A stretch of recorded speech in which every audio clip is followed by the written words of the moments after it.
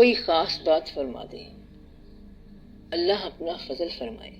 آپ جس خلوص سے اللہ کو یاد کر رہے ہیں اس خلوص سے جاری رکھیں، آپ کے سارے کام کمپلیٹ ہو جائیں گے۔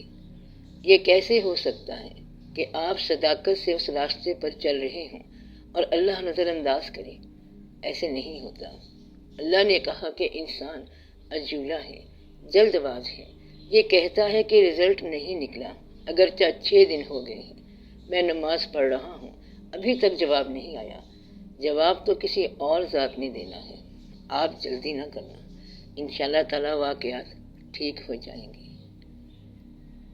اس کے علاوہ ایک ضروری بات یاد رکھنا کہ جو لوگ اللہ کی راہ یا اس کے سفر میں کسی بزرگ کو تلاش کرتے ہیں، ان کے لیے پہلی چیز جو ضروری ہے وہ استقامت ہے۔ اللہ کی تلاش میں نکلنے والا کسی مرشد کی نااہلی کی وجہ سے یا ہم سفر کی نااہلی کی وجہ سے یہ سفر ترک نہ کرے۔ یہ اس سفر کی پہلی شرط ہے۔ اگر آپ تلاش میں نکلے ہیں اور خدا نخواستہ کوئی غلط آدمی مل گیا ہے تو وہ بے شک غلط ہو، آپ ٹھیک چل رہے ہیں، آپ چلتے جانا۔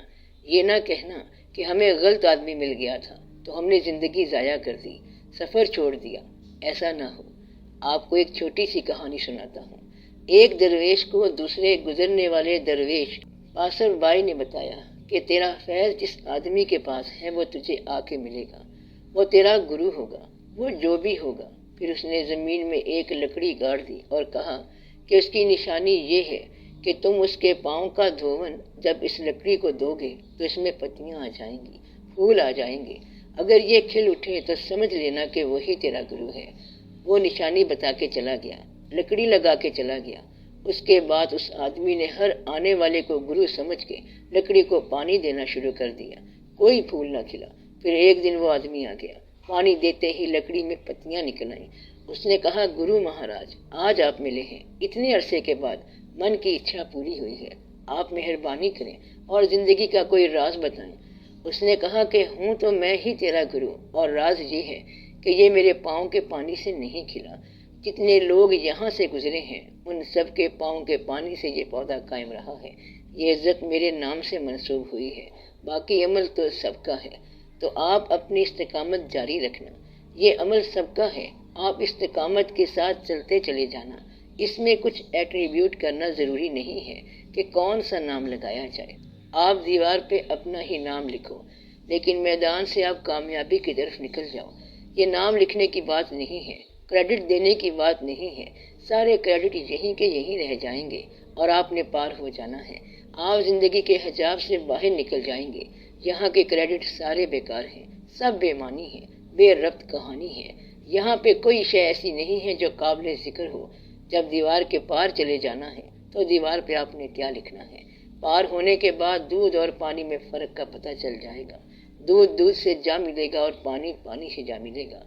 آپ اب گھر جائیں، اپنے لیے دعا کریں اور ان سب کے لیے بھی دعا کریں، آنے والے دور کے لیے بھی دعا کریں۔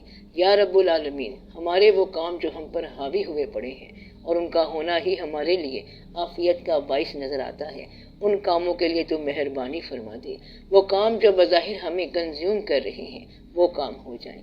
یا اللہ، ہماری چھوٹی سی زندگی ہے اور وہ بھی ہم بڑے لمیٹڈ انداز میں گزار رہے ہیں، اس کے اندر خیال کی اور حال کی، چلو مال کی بھی آسودگی عطا فرما۔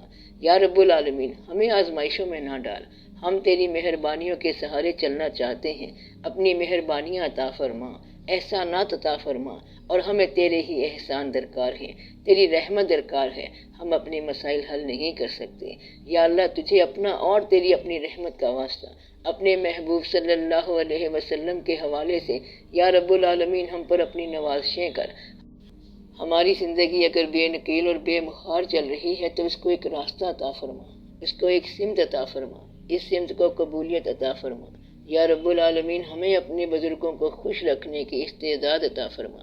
یا رب العالمین، ہمارے کام خیر خیریت سے ہو جائیں۔ جن بچوں کی شادیاں ہونی ہیں ان کے لیے دعا ہے، ماں باپ کو بچوں کی طرف سے سرخروئی عطا فرما۔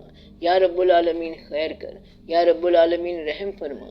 جن کی شادیاں ہو چکی ہیں ان کو آسودگیاں عطا فرما۔ یا اللہ، سارے گھر ہنستے خوش اور آباد رہیں سارے آشیانے۔ آمین یا رب العالمین۔ یا رب العالمین، اپنا فضل عطا فرما۔